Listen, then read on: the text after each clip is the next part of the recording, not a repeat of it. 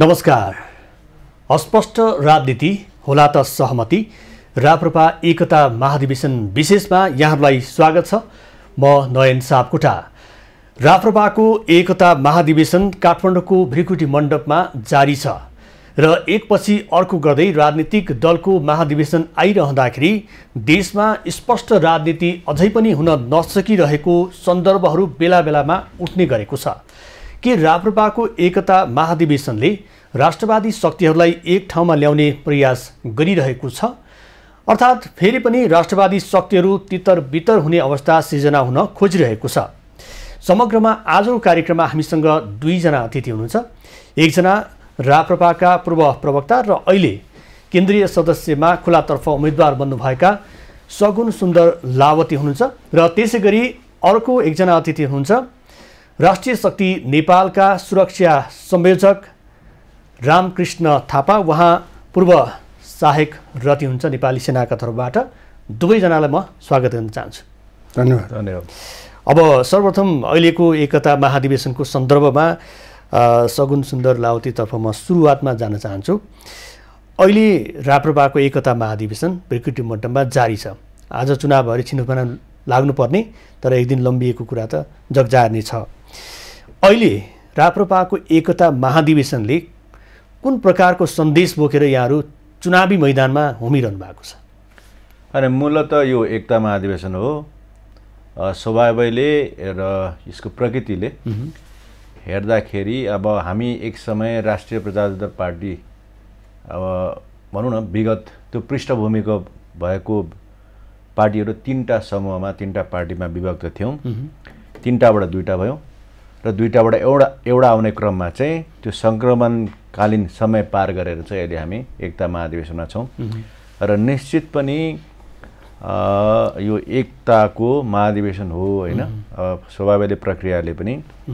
र यसबाट चाहिँ अब एउटा हिन्दू राष्ट्र र एउटा राज संस्था अनुकूल तथा राजासहितको प्रजातन्त्रको लक्ष्य लिएको पार्टीले अहिले देशमा जुन विद्यमान व्यथिति छ, अब तपाईँको एक किसिमको सङ्कट छ राजनीतिक वृत्तमा। अब संवैधानिक अङ्गको जुन शक्ति पृथक्करण, राजनीतिक दलको भूमिका, प्रजातान्त्रिक प्रक्रिया, राजनीतिक प्रक्रिया सम्पूर्णमा एउटा निराशा छ, एउटा व्यथिति छ, पद्धतिजन्य एउटा सङ्कट छ। र यो सङ्कट आउनु चाहिँ राष्ट्रवादी शक्तिहरू चाहिँ एक ठाउँमा नउमिँदाखेरिको अवस्था सिर्जना भइरहेको हो होइन? यो अब हाम्रो पनि भूमिका त्यहाँ अब सकारात्मक होला, तर मुख्य चाहिँ हिजो परिवर्तन ल्यायौँ, परिवर्तन नयाँ नेपाल बनाउँछौँ भन्ने जुन सम्भागहरूले, त्यो पात्रहरूले, राजनीतिक दल र नेतृत्वले जुन नेपाली जनतालाई जुन आशा र भरोसा दिने भनेर बाचा गरेका थिए, ती सपनाहरू सबै निरर्थक भए, कुनै पनि पुरा हुन सकेन।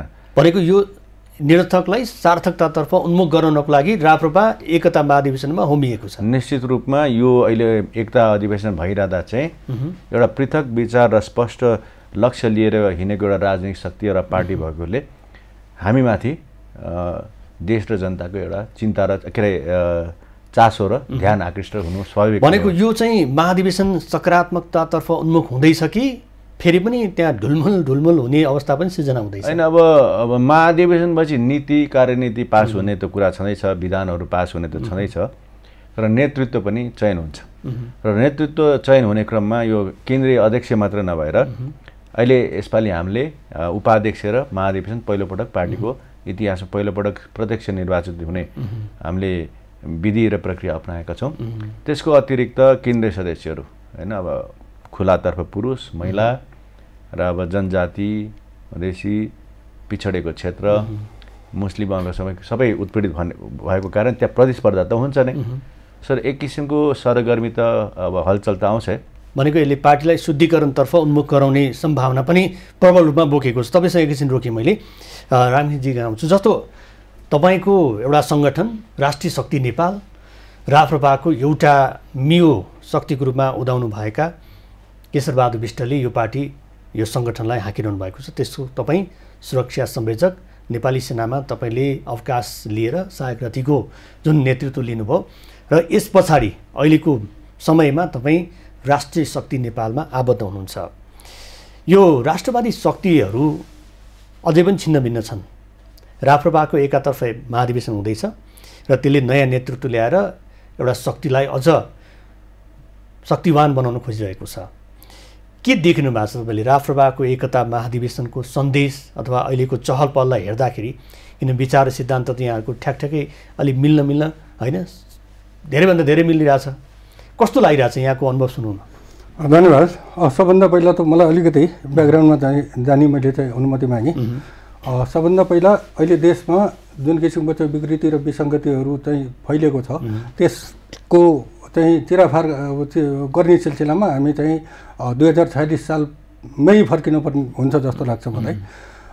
यो 2046 मानिस स्वभावले एउटा चाहिँ परिवर्तनको चाहना गर्ने चाहिँ प्राणी हो र त्यो परिवर्तन के को नाममा भन्दाखेरि आजभन्दा भोलि चाहिँ बेटरमेन्टको लागि, आजभन्दा भोलि चाहिँ राम्रो हुन्छ भन्ने सिलसिलामा। र त्यो भनेको चाहिँ के भने, त्यो भनेको चाहिँ मान्छेको हरेक नेपाली नागरिकले चाहिँ राम्रो अवसर पाउँछन्, आफ्नो चाहिँ योग्यता क्षमता अनुसारको चाहिँ हरेक क्षेत्रमा चाहिँ अवसर पाउँछन्, कानुनको अगाडि चाहिँ सबै चाहिँ समान हुन्छन्। जुन किसिमको चाहिँ नेपालको चाहिँ अन्तर्राष्ट्रिय चाहिँ एउटा चाहिँ ख्याति प्रख्याति इज्जत प्रतिष्ठा छ त्यो चाहिँ आजको दिनमा भन्दा भोलिका दिनमा चाहिँ झन् चाहिँ राम्रो हुँदै जान्छ भन्ने चाहिँ एउटा चाहिँ सुन्दर भविष्यको चाहिँ कल्पना गरेर नेपाली जनताहरूले चाहिँ यो चाहिँ परिवर्तनको चाहिँ इच्छा राखेका परिवर्तनले त्यो दिशा निर्दिष्ट गर्नु पर्थ्यो, त्यो अनुरूप चाहिँ अहिले काम हुन सकेको छैन। अब आज चाहिँ त्यो परिवर्तनको विषयमा हामीले कुरा गर्दाखेरि अहिले सबैतिर चाहिँ एउटा चाहिँ निराशाजनक चाहिँ अवस्था छ। र त्यही कारणले अब यहाँ चाहिँ अहिले मैले चाहिँ अलिकति यसलाई चाहिँ हाम्रो नेपाली जनताको चाहिँ विषयमा छोटकरीमा चाहिँ म यहाँ राख्न चाहन्छु।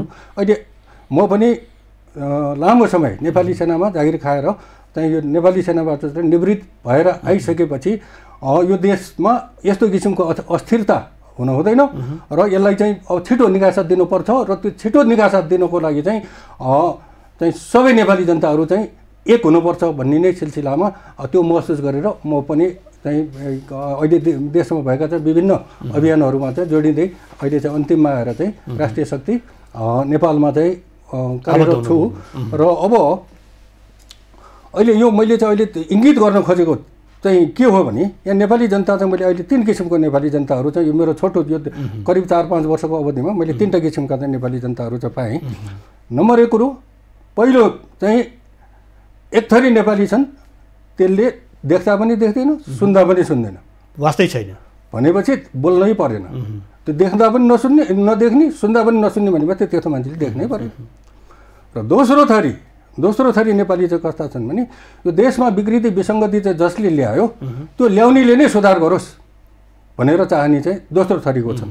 र अब यसै सिलसिलामा हामीले कुरा गर्दाखेरि जस्तै अब 46-47 सालदेखि चाहिँ सुरु भएर अहिले 78 सालसम्म आउँदाखेरि तपाईँको एउटै चाहिँ के अरे पात्र एउटै चाहिँ प्रवृत्ति भएको कारणले अब यिनीहरूबाट चाहिँ त्यो सुधारको चाहिँ आशा गर्ने कि नगर्ने, यो सुधारको आशा गर्ने भनेकै यो समयको चाहिँ बर्बादी हो, साधन स्रोतको चाहिँ बर्बादी हो भन्ने चाहिँ हाम्रो चाहिँ ठम्याइरह्यो।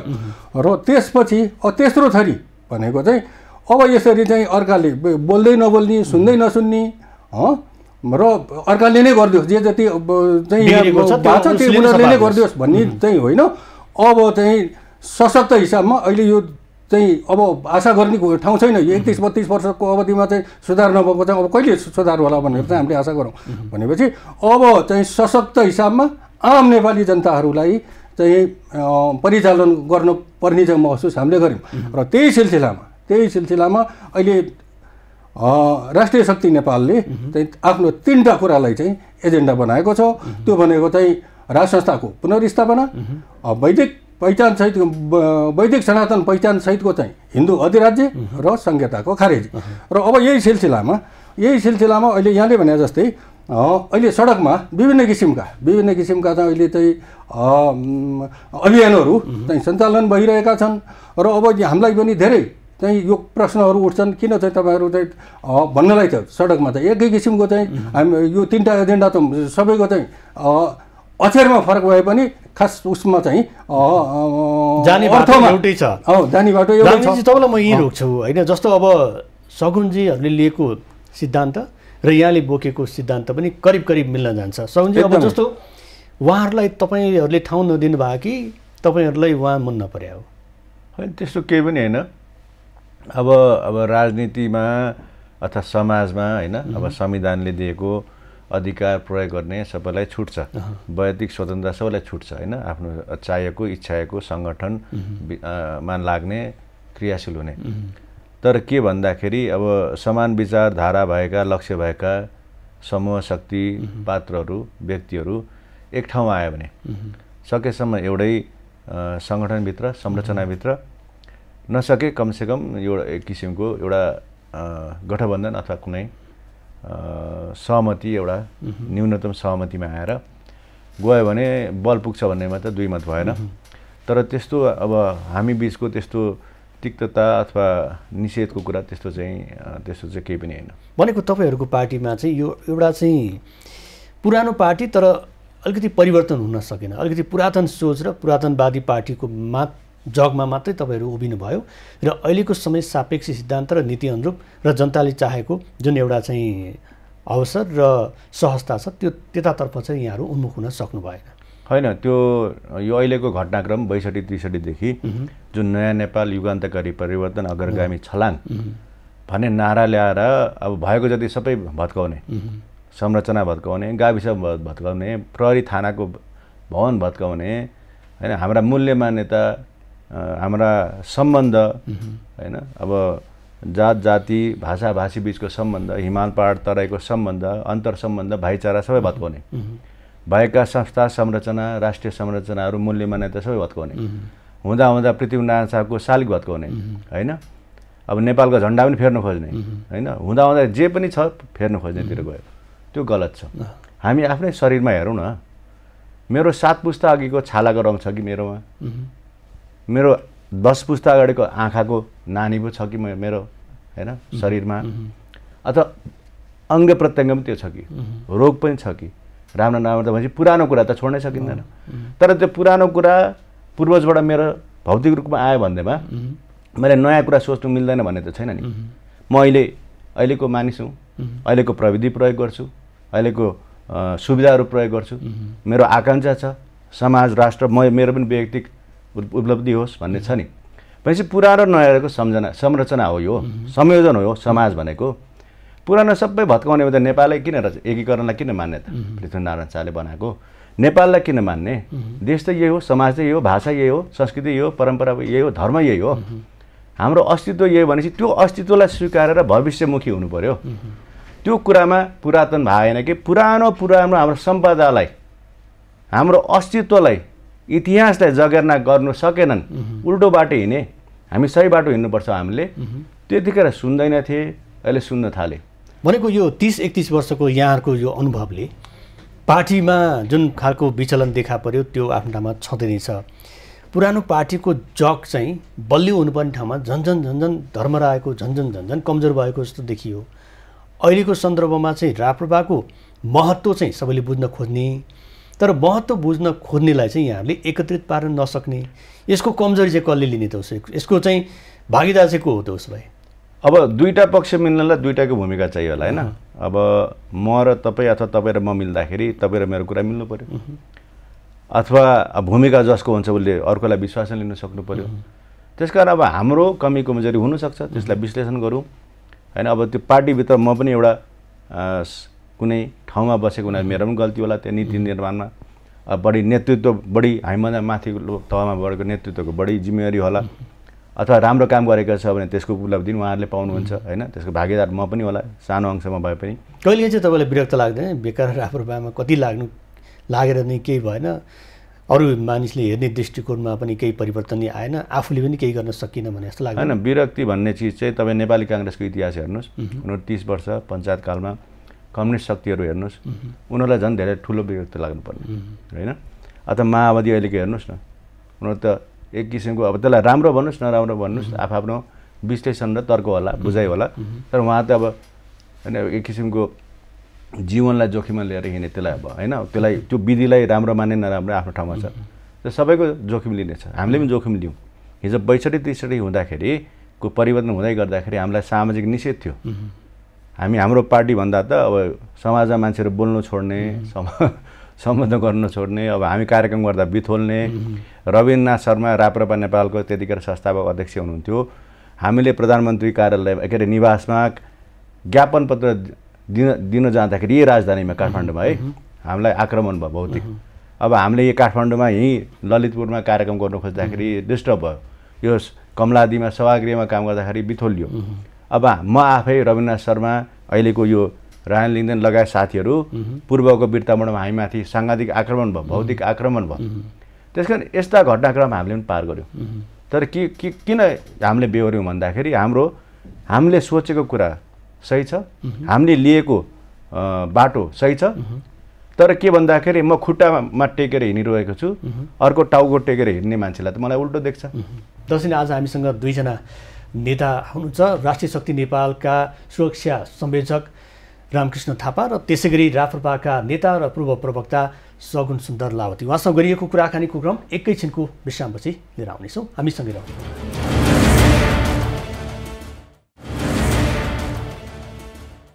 फेरि पनि स्वागत छ अस्पष्ट राजनीति होला त सहमति यो राप्रपा एकता महाधिवेशन विशेषमा यहाँहरूलाई फेरि पनि स्वागत छ आजको कार्यक्रममा हामीसँग स्टुडियोमा दुईजना अतिथि हुनुहुन्छ राष्ट्रिय शक्ति नेपालका सुरक्षा संयोजक पूर्व सहायक रथी रामकृष्ण थापा र त्यसै गरी राप्रपाका पूर्व प्रवक्ता अनि केन्द्रीय सदस्यका खुला तर्फबाट उम्मेदवार रहनुभएका सगुन सुन्दर लावती दुईजना अतिथि आज हामीसँग हुनुहुन्छ फेरि पनि स्वागत छ यहाँ दुवैजनालाई धन्यवाद फेरि अब रामकृष्णजी जान्छु जस्तो अब नेपालको राजनीति एकपछि अर्को गर्दै जुन एउटा हामीले स्थायी सरकार र स्थायी नेतृत्व प्राप्त गऱ्यौँ भनेर हामी दङ्ग थियौँ र त्यो दङ्ग केही समयको लागि मात्रै सीमित बन्यो र अहिले हेर्ने हो भने अब परमादेशबाट जारी संसद हुँदा संसद बाहिरबाट प्रधानमन्त्री बनेको कुराहरू लगायतका विविध कुराहरू अन्य टिप्पणीकर्ताहरूले व्यक्त गरिरहेका छन् र यहाँहरू पनि यो व्यवस्थाले अब देश उमो लाग्दैन यो देशको खर्च धान्न सक्दैन संहिता पनि काम छैन गणतन्त्र पनि काम छैन अब मात्र काम के हो भने हिन्दू राष्ट्र राष्ट्र संस्था र संहिता खारेजी भनिरहनु भएको छ अब यो मुखले भन्न त धेरै सजिलो नि तर गर्न त धेरै गाह्रो होला दुई पटक संविधान सभाबाट यो संविधान हामीले निर्माण गऱ्यौँ त्यत्रो धनराशि खर्च भएको छ र अहिले पनि खर्च हुने क्रममै रहेको छ यति सजिलो छ र तपाईँहरूले लिनुभएको यो अठुट यो निर्णय धन्यवाद यहाँले भनेको कुरालाई नै मैले त्यसैलाई चाहिँ सपोर्ट गर्दै यो सजिलो छैन तर असम्भव पनि अवश्य पनि छैन र असम्भव किन छैन भने यो अहिले अघि मैले नै उल्लेख गरिसकेको चाहिँ त्यही कुरालाई चाहिँ म थप चाहिँ यहाँ एक्सप्लेन गर्न चाहन्छु सबभन्दा पहिला कुरो जुन हाम्रो चाहिँ एजेन्डा छ त्यो एजेन्डाको सम्बन्धमा अब चाहिँ अहिले त्यो देशव्यापी रूपमा र हाम्रै हकमा कुरा गर्ने हो भने पनि अहिले हामी चाहिँ 68वटा जिल्लामा चाहिँ पुगिसकेको चाहिँ अवस्था हो भनेको चाहिँ यो छोटो अवधिमा यो यत्रो कोरोनाको चाहिँ प्रकोपको चाहिँ बिचबाट पनि चाहिँ हामी यति छिटै चाहिँ अहिले यो चाहिँ 67-68वटा जिल्लामा चाहिँ अहिले पुगिसकेको चाहिँ अवस्था छ एकातिर दोस्रो कुरो म हाम्रो नेतृत्वको सम्बन्धमा कुरा गर्छु मैले त्यही अघि किन चाहिँ यो चारवटा चिज चाहिँ चाहिन्छ भनेर चाहिँ भनेको थिएँ त्यही नै हो अहिले चाहिँ ठ्याक्कै यहाँ रोकेँ है 68 जिल्ला यहाँहरू पुग्नुभयो सङ्गठन विस्तार पनि गर्नु एकदमै अब कतिपयले जिल्ला घुमेको भनेर जिल्लाको छेउछेउमा गएर चाहिँ अब काठमाडौँ आयो नि 3टा जिल्ला चाहिँ यहीँ छुइन्छ होइन काठमाडौँ पनि घुमेँ भक्तपुर पनि घुमेँ ललितपुर पनि घुमेँ भनेर त्यो दाबी गर्नुको के अर्थ रहेर भनेको पार्टी सङ्गठनले छोएर मात्रै भएर छोएर मात्रै त भएन राप्रपाले 753वटै स्थानीय तहमा चाहिँ सङ्गठन बनाएको छैन र छ नि होइन यहाँले 68 जिल्लामा त सङ्गठन निर्माणको क्रममा भन्नुभयो यो छुने र छोएर मात्रै केही नहुने रहेछ भने उदाहरण त उहाँहरूबाट प्रष्ट भइसकेको छ एकदमै 753मा 5वटा स्थानीय तहमा उहाँहरूले आफ्नो मत ल्याउनु भयो एकदमै यहाँले भनेको चाहिँ फेरि पनि म त्यही कुरालाई चाहिँ सपोर्ट गर्दै म के भन्छु भने अब अहिले चाहिँ हामीले लिएको चाहिँ जुन चाहिँ 3टा चाहिँ एजेन्डा छ त्यो एजेन्डा 3टा एजेन्डालाई जति सक्दो छिटो जनताको माझमा पुर्याउन जति सक्दो छिटो हामी चाहिँ सक्छौँ त्यति छिटो चाहिँ हामी चाहिँ हाम्रो चाहिँ उद्देश्यमा चाहिँ सफल हुन्छौँ भन्ने चाहिँ हाम्रो दाबी हो र त्यही सिलसिलामा चाहिँ अहिले चाहिँ भनौँ न हामी चाहिँ हुनसक्छ अहिले चाहिँ जुन किसिमको जुन गति अनुसार चाहिँ हामी चाहिँ छिटो चाहिँ अहिले देशले चाहिँ जुन जति सक्दो छिटो अहिले म के भन्न चाहन्छु भने अहिलेको अवस्थामा भएका यी राजनीतिक दल र अहिले भएका सरकारहरू चाहिँ वर्ष महिना दिन घन्टा होइन त्यो हरेक सेकेन्ड चाहिँ तिनीहरू चाहिँ त्यो कुर्सीमा चाहिँ बस्नु भनेको देश र जनताको लागि चाहिँ त्यो चाहिँ हितकर छैन। त्यस कारणले हामीहरूले चाहिँ त्यो दिन रात नभनिकन चाहिँ दौडिनु पर्ने अवस्था छ र हामी गरी पनि राखेका छौँ। मैले भने नि तपाईँको चाहिँ एउटा चाहिँ अहिले हिसाबै गर्ने हो भने 2 वर्ष चाहिँ पुगेको छैन हाम्रो चाहिँ यो संस्था चाहिँ अहिले चाहिँ देखा परेको र त्यो 2 वर्षको अवधिमा तपाईँको चाहिँ अहिले यत्रो चाहिँ यो कोरोनाको प्रकोप चाहिँ देखिहाल्नुभयो र त्यसको बावजुद पनि चाहिँ हामी चाहिँ अहिले चाहिँ त्यो 68 जिल्लामा त पुगिसकेको भन्नुको मतलब चाहिँ के हो भने त्यो चाहिँ ज्यादै पोजिटिभ छ र हामी चाहिँ ज्यादै उत्साहित भएको छौँ र त्यो उत्साहित भएको कारणले चाहिँ हामी चाहिँ निर्धक्क साथ भन्न सक्छौँ कि अब हामी चाहिँ लक्ष्यमा पुग्छौँ। भनेको तपाईँहरूको चाहिँ यो व्यवस्थाप्रतिको जुन नैराश्यता र यहाँहरूले जुन व्यवस्थालाई मान्दिनँ भनिरहनु भएको छ यो भनेको चाहिँ सडकबाट नै व्यवस्था परिवर्तन गर्नपट्टि यहाँहरू लागिरहनु भएको छ कि विधि प्रक्रिया लोकतान्त्रिक पद्धति चुनावमा भाग लिएर जनमत बटुलेर अहिलेको यो जुन व्यवस्था छ त्यसलाई चाहिँ यहाँहरू उल्टाउन खोजिरहनु भएको? अब यहाँलाई थाहा छ जस्तै अहिलेको चुनाव कस्तो हुन्छ भन्ने त यहाँले थाहा पाउनुभयो। यो चुनाव होइन कि यो चाहिँ पैसामा हुने चिज हो। अहिले चाहिँ त्यो स्वतन्त्र मान्छेको योग्यता तपाईँको क्षमताको आधारमा चाहिँ यो चुनाव हुँदैन होइन। पैसा बाँड्ने तपाईँको चाहिँ 2 भाग रक्सी खुवाउने त्यसपछि चाहिँ आएर चाहिँ तपाईँको चाहिँ बेर बु गर्ने मासु भात खुवाउने त्यसको आधारमा चाहिँ हुने चाहिँ चुनाव भएको कारणले यस्तो किसिमको चुनावलाई चाहिँ यो फेर हुन्छ भन्ने कुरोमा हामी विश्वस्त छैनौँ। त्यस कारणले यो चुनावी प्रक्रियामा यहाँहरू पटक पटक सहभागी भइरहनु भएको छ। सरकारमा पनि यहाँहरूले सत्ता सम्हाल्नु भएकै हो। फुटेर हुन्छ कि जुटेर हुन्छ कि जसो गरे पनि सानो हुँदाखेरि ठुलो हुँदाखेरि सत्ताको साँचो त यहाँले पनि सम्हाल्नु भएको हो विभिन्न मन्त्रालयको होइन। यस्तो चुनावमा किन भाग लिनुभयो तपाईँहरू? होइन अब यो प्रजातान्त्रिक प्रक्रियामा चुनावमा सहभागी हुनु एउटा कुनै अचम्मको नौलो कुरा भएन। तर के भन्दाखेरि अब कुनै लक्ष्य प्राप्त गर्नलाई 1 दिन लाग्ला, कहिले 1 वर्ष लाग्ला, कुनै बढी समय लाग्ला, हामी त्यसमा निरन्तर अघि बढिरहेका छौँ होइन। अब हाम्रो मात्रै होइन अन्य दलहरूको पनि त लक्ष्य त उन्मुखै हुनुहुन्छ नि, लक्ष्य त प्राप्त भएको छैन। तर के भन्दाखेरि अहिलेको आधारभूत कुरा गर्दाखेरि यो प्रक्रियाको आरम्भ नै गलत भयो होइन। अब हामी द्वन्द्वमा थियौँ, सशस्त्र द्वन्द्वमा थियौँ। द्वन्द्वलाई त्रिपक्षीय द्वन्द्व भनिन्थ्यो। यसमा 3टा पक्ष छ भनिन्थ्यो। अब दरबार अथवा राज संस्था होइन, तत्कालीन माओवादी विद्रोही पक्ष र संसदवादी शक्ति भनिन्थ्यो। तर हामीले शान्ति प्रक्रिया त गऱ्यौँ, हुन त त्यसको पनि तार्किक निष्कर्षमा पुग्न सकेका छैन। र शान्ति प्रक्रिया कसरी आरम्भ गऱ्यौँ भन्दाखेरि द्वन्द्व चाहिँ त्रिपक्षीय भन्यौँ, 2टा पक्षलाई मात्रै राख्यौँ, एउटा सरकारवालालाई छुट्यायौँ।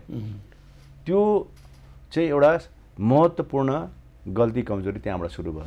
अब त्यो प्रक्रियाबाट सुरु भएको नतिजा के हुन्छ? गल्ती भएपछि गल्ती नै हुन्छ।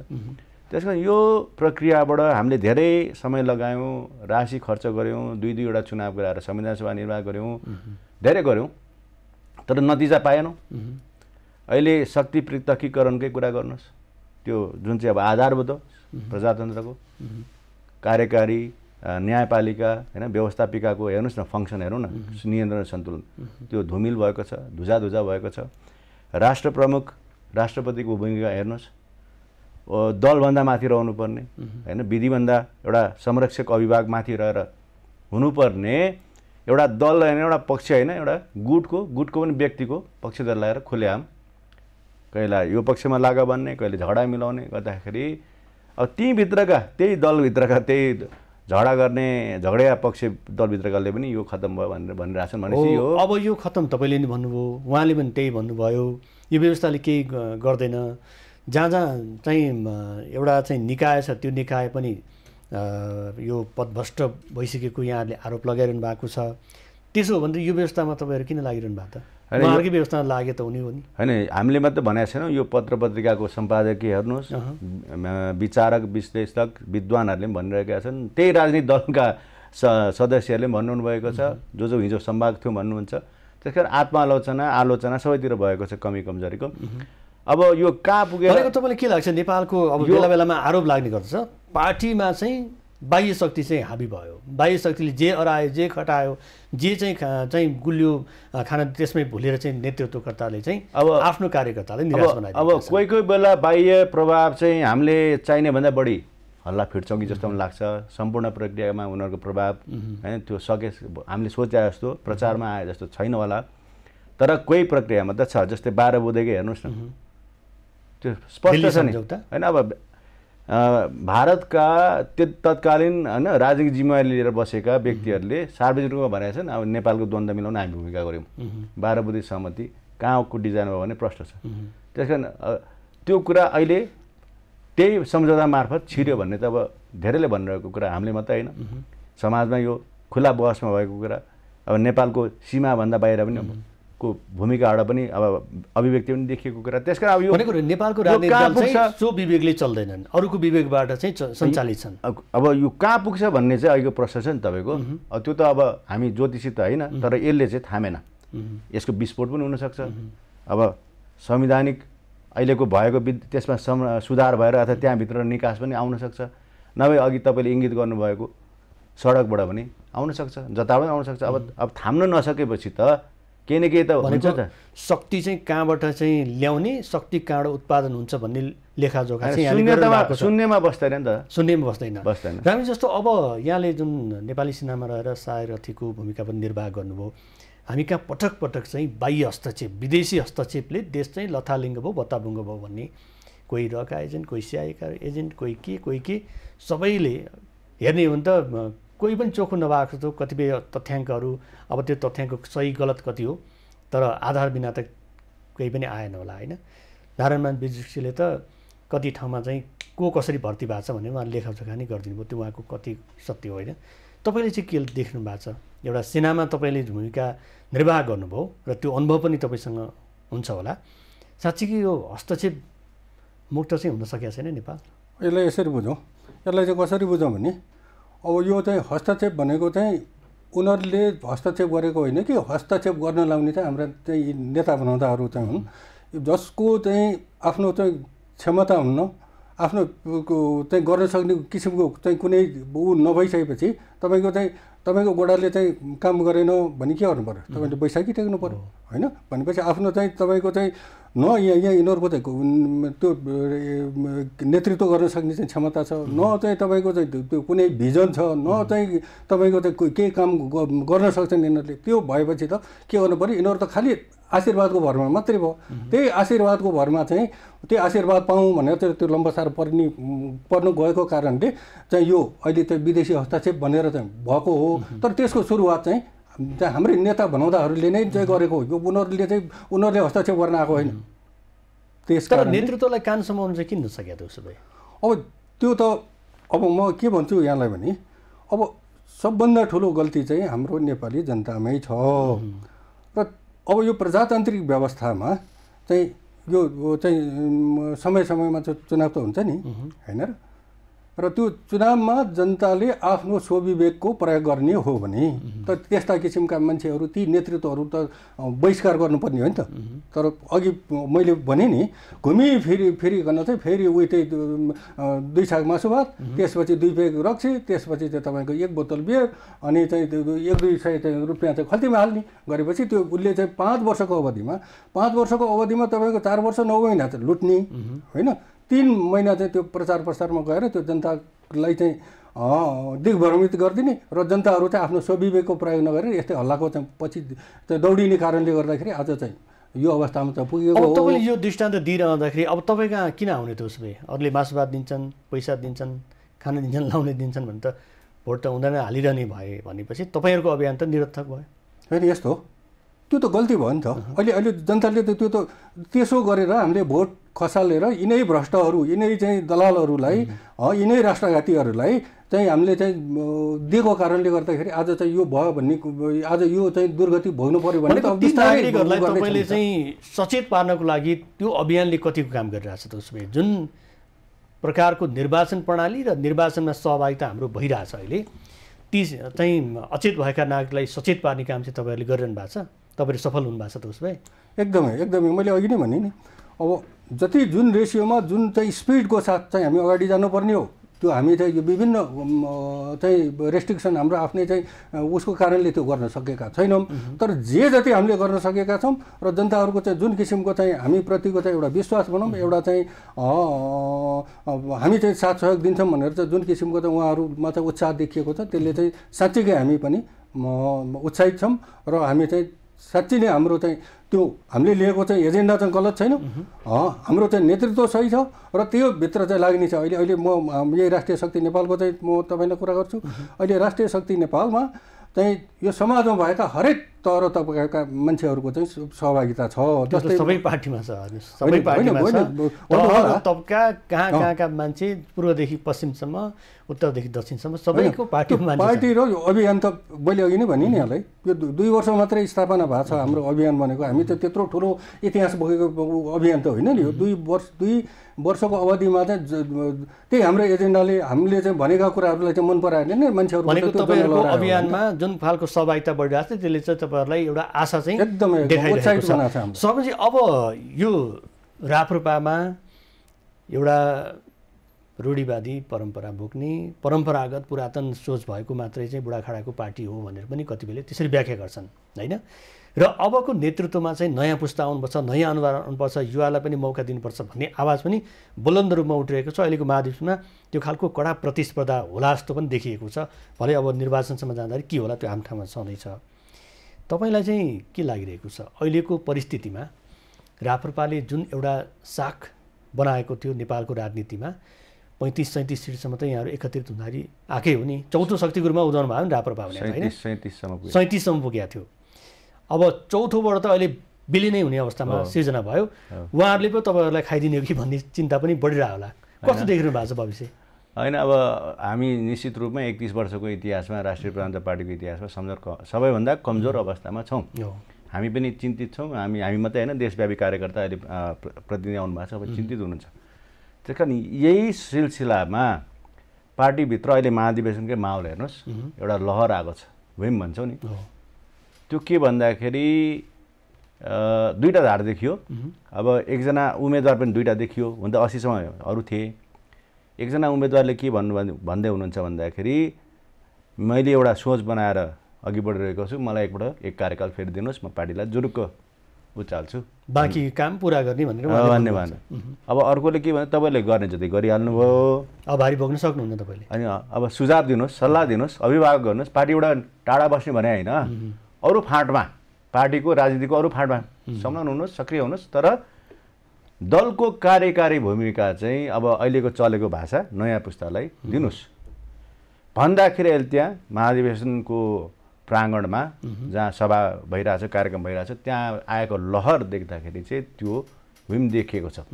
अब लहर भनेको कस्तो हुन्छ भन्दाखेरि पञ्चायतकालमा नानीमाया दालले चुनाव जिते एकपटक। अब त्यतिखेरको विपक्षीमा रहेको हाम्रो पद्मनाभ तुलाले जित्नुभयो। त्यो लहर भने त्यस्तो हुन्छ। लहरमा संरचना हुँदैन होइन, नेतृत्व होला, तर त्यस्तो व्याख्या र परिभाषा भएको नेतृत्वको संरचना सङ्गठन हुँदैन।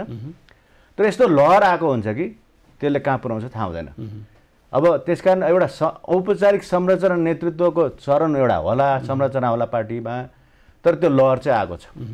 अब यो लहरले कहाँ पुऱ्याउँछ नतिजा भोलि थाहा हुन्छ अथवा परिश्रममा थाहा हुन्छ। भनेको तपाईँको चाहना चाहिँ नयाँ नेतृत्व नै आओस् भन्ने हो? अब मेरो चाहना भन्दा पनि यो अब आम महाधिवेशन प्रतिनिधिले गर्ने निर्णय हो। अब मेरो चाहना त के भन्दाखेरि हाम्रा एकजना अध्यक्ष 3 जना मध्ये पशुपति शमशेर जङ्गबहादुर राणाले भन्नुभयो, म जित्ने अवस्था सम्भावना मलाई समर्थन हुँदा हुँदै सद्भाव हुँदा मैले जित र एकतामा मैले चुने, पार्टी नफुटोस् भनेर मैले प्रतिस्पर्धा बाहिर रहेँ र सकेसम्म सहमति होस्, सर्वसम्मति होस्। अब भएन भने त प्रजातान्त्रिक प्रक्रिया छ, चुनावी प्रक्रियाले पूर्व प्रधानमन्त्री एक मिनट पूर्व प्रधानमन्त्री त्यही भन्नुभयो। त्यही सहमतिको विकल्प छ भने सहमति खोज्नु पर्यो, नभए चाहिँ यो प्राकृतिक प्रक्रिया त पार्टीले लिन्छ, प्रक्रियाले लिन्छ। जहाँ जाँदै रामजी अब उहाँहरूको नेतृत्व छानेर आउँदाखेरि नयाँ नेतृत्व अथवा नयाँ अनुहार आउने अथवा पुरानो अनुहार दोहोरिने, त्यो जे जस्तो रिजल्ट नतिजा आए पनि यहाँहरू मिल्न सक्ने अङ्कमाल गर्ने ठाउँहरू हुनसक्छ। यस्तो अब मैले अघि नै भनिसकेँ, अहिलेको उहाँकोहरूको चाहिँ नेतृत्वले एउटा ऐतिहासिक चाहिँ भुल गरिसकेको कारणले गर्दाखेरि त्यो चाहिँ इतिहासले बार एउटै मान्छेलाई चाहिँ मौका दिँदैन। त्यस कारणले अहिले चाहिँ उहाँहरूको चाहिँ अहिले चाहिँ जे जति कार्यकर्ताहरू हुनुहुन्छ उहाँहरूले चाहिँ एकदम परिपक्व किसिमको चाहिँ निर्णय गर्नुहुनेछ। र अब मैले अघि नै पनि उच्चारण गरिसकेँ, 31 वर्षमा चाहिँ नसचेको कुरो 31-32 वर्षमा नसचेको कुरो अब फेरि चाहिँ गर्ला भन्ने चाहिँ अब त्यो 12 वर्षमा खोला फर्किया 31 वर्ष गर्ने आधार छैन। र अब उहाँहरूको चाहिँ कार्यकर्ताहरूले चाहिँ विचार गर्नुपर्ने कुरो के भने व्यक्तिले जित्ने कि पार्टीले जित्ने त्यो निर्णय चाहिँ उहाँहरूको चाहिँ उहरूलाई चाहिँ म दिन चाहन्छु। यहाँहरू दुवैजनालाई धेरै धेरै धन्यवाद छ। स्टुडियोमा आइदिनु आफ्नो विचार र महत्त्वपूर्ण समय उपलब्ध गराइदिनु भयो, यहाँलाई धन्यवाद छ। धन्यवाद।